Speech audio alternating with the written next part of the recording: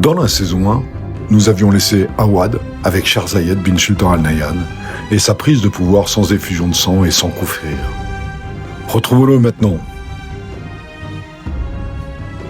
À partir de 1966, Sherzayed engage une transformation profonde de l'émirat d'Abu Dhabi. Sa conviction est simple. Avant de bâtir des villes modernes, il faut améliorer la vie de son peuple. Les revenus du pétrole commencent à être investis dans des projets concrets. Des terres sont distribuées, données aux citoyens, afin de développer l'agriculture. Les premiers dispensaires et hôpitaux voient le jour. Les écoles se multiplient et l'alphabétisation devient une priorité nationale.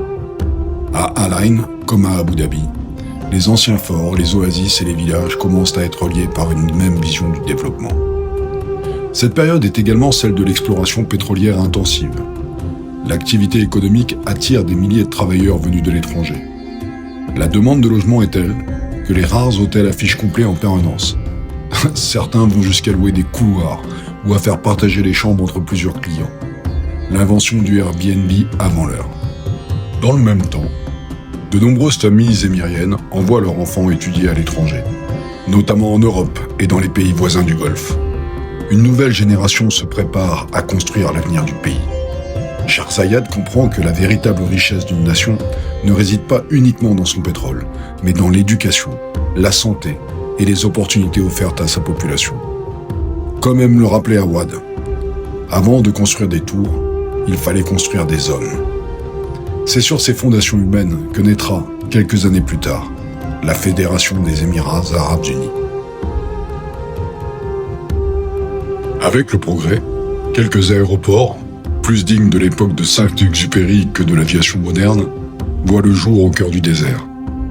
Les pistes sont simplement constituées de sable compacté, régulièrement arrosé pour limiter la poussière. Les vieux Dakota et autres avions hérités de la Seconde Guerre mondiale assurent les premières liaisons aériennes. Il arrive même que certains appareils s'ensablent, nécessitant parfois l'aide de centaines d'hommes et d'animaux pour les dégager. Le premier aéroport d'Abu Dhabi est composé d'une piste de sable de 3000 pieds et d'un petit terminal en pierre. Les contrôleurs aériens n'ont pas encore de moyens sophistiqués. Ils vérifient simplement, par la fenêtre, que la piste est libre avant d'autoriser les décollages. Une petite éolienne installée à côté du bâtiment permet de rafraîchir légèrement l'intérieur du terminal. Les premiers vols sont notamment assurés par Gulf Aviation, avec des appareils De Havilland, Dove et Héron. À Dubaï, le premier aéroport ouvre en 1960 sur une simple piste de sable compactée aménagée sur une plaine saline. Une tour de contrôle rudimentaire supervise les opérations. En 1963, une piste asphaltée est construite, ouvrant la voie à une croissance spectaculaire. Quelques décennies plus tard, Dubaï International deviendra le premier aéroport mondial pour le trafic international de passagers. Quel exploit! À cette époque, les voitures importées sont débarquées directement sur les plages d'Abu Dhabi. Souvent payées comptant, elles sont ensuite tirées ou poussées à travers les sables par les hommes et les animaux. Les véhicules tout-terrain étant encore extrêmement rares. En quelques années seulement, les Émirats passent des pistes de sable battues au plus grand hub aérien de la planète.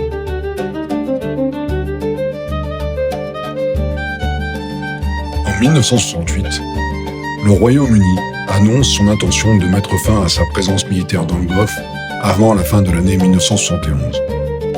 Cette décision marque le début de la disparition des États de la Trêve, qui regroupent alors les futurs Émirats Arabes Unis ainsi que Bahreïn et le Qatar. Face à ce retrait, les dirigeants locaux prennent conscience de leur vulnérabilité. Ces petits territoires, encore faiblement peuplés et dépourvus d'institutions modernes, doivent désormais assurer seuls leur sécurité, leur défense et leur administration. Certains proposent même aux Britanniques de prolonger leur présence militaire, en les payant, mais Londres décline. Les 9 États envisagent alors de former une fédération capable de garantir leur stabilité et leur indépendance. Les négociations sont longues et complexes. Faute d'accord sur la répartition du pouvoir, Bahreïn puis le Qatar choisissent finalement de devenir des États indépendants en août et en septembre 1971.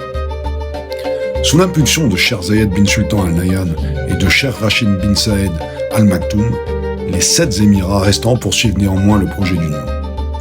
Le 2 décembre 1971 naissent officiellement les Émirats arabes unis. Les immenses ressources pétrolières découvertes dans la région, renforcées quelques années plus tard par les chocs pétroliers de 1973 et 1979, permettront à la jeune fédération de devenir l'un des acteurs majeurs du Golfe et de la géopolitique mondiale.